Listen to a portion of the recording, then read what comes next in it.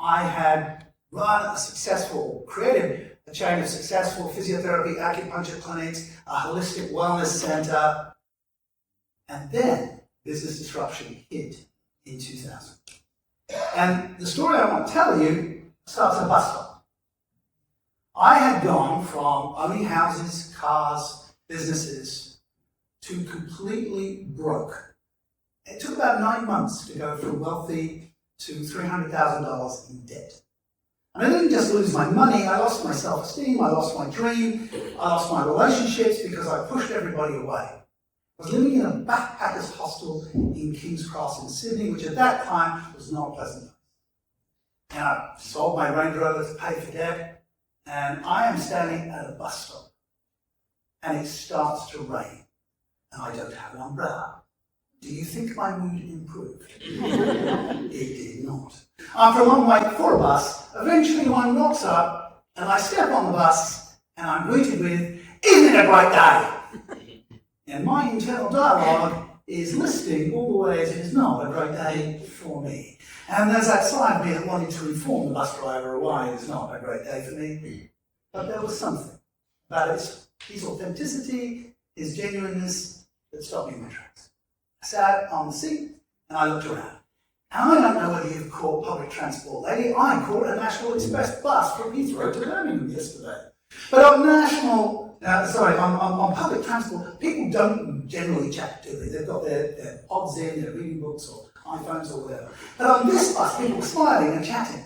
I don't know whether you've ever noticed that when you are miserable and other people are happy, those people are very annoying.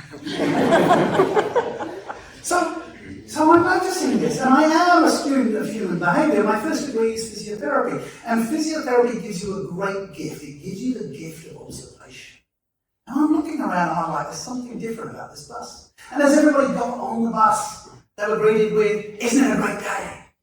And some, like people, were taken aback, and others would say, "Yes, it is, John," because John, the bus driver, clearly had his records. And the epiphany happened. My road to Damascus moment is that the last of all human freedoms is the freedom to choose our own attitude. Viktor Frankl. And I'm like, I am being miserable, and that is within my control.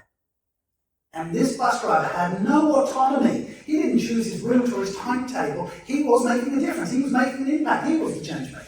As people went into the offices, travel agents, insurance agencies, banks, they went in with smiles on their faces. They were not being influenced by a motivational speaker. They were being influenced by John. If John could do that, what was my excuse? That was my moment. Now, I think as we develop as speakers, we have moments.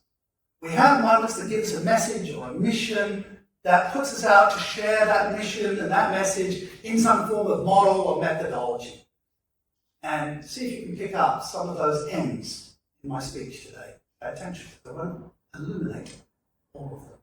You see, I was blaming, complaining, and playing the victim. Why me? Why did this happen to me? And we hear this. I mean, this is England. I mean, we all have PhDs in complaining. We are good at it. Right? It's the weather or it's the transportation. It is something. But I was blaming about my situation. And yeah, I had the entrepreneurial mindset. I understood that I needed to make the change. And the key analogy, metaphor, driving narrative for that for me was about being the driver. Right? Because John was the driver of the bus and I was being the passenger. But John was making the difference. And how do I shift from being a passenger to a driver? How do we shift? How do we get autonomy or ownership? That was the question.